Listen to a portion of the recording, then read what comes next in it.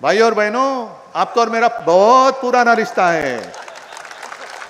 आपका जो समुद्र है वो मेरे गुजरात को भी मिळता है, इतना हमारा बड़ा संबंध है।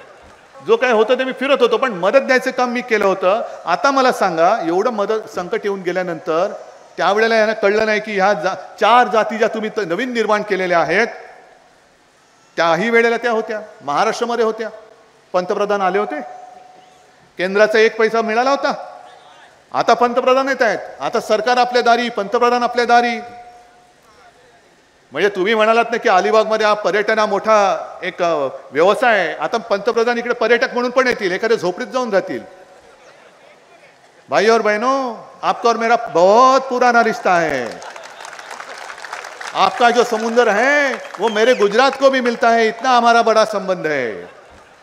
अरे पण त्या समुद्रातून तुम्ही माझे सगळे उद्योग धंदे गुजरातला घेऊन जाते, त्याचं काय? जे गुजरातला मोठं करा, मी काही जळत नाही किंवा माझी काही त्यांच्याबद्दल असूया नाहीये की गुजरात समृद्ध होतं, झालाच पाहिजे, बिहारही समृद्ध झाला पाहिजे। नितीश कुमारला तुम्ही फोडला आणि घेतलात ना, मग आता नितीश कुमारला घेतल्यानंतर बिहारला एक मोठं पॅकेज द्या ना, आता 5 लाख कोटीचं पॅकेज द्या बिहारला, हरकत नाही आमची। नाही तर नुसती फोडाफोडी करायची। निवडणुका आल्यानंतर तुम्हाला 4 वर्ग दिसतात, पण निवडून आल्यानंतर फक्त तुम्हाला सुटाबुटातले तुमचे मित्र दिसतात, सगळं काही त्या ना। म्हणजे मत मागताना 4 जाती आहेत, पण मत दिल्यानंतर चला फुटा, हे माझे 2 मित्र आहेत, यांच्यासाठी मी काम करणार सगळं सुटाबुटातले। म्हणजे राहुल गांधी मागे म्हणाले होते सुटबुट की सरकार, आता त्यांना तुमच्या दाराचे जोडे जुळवण्याची वेळ येते, ते बूट त्यांच्या कामाला नाही येणार आहेत।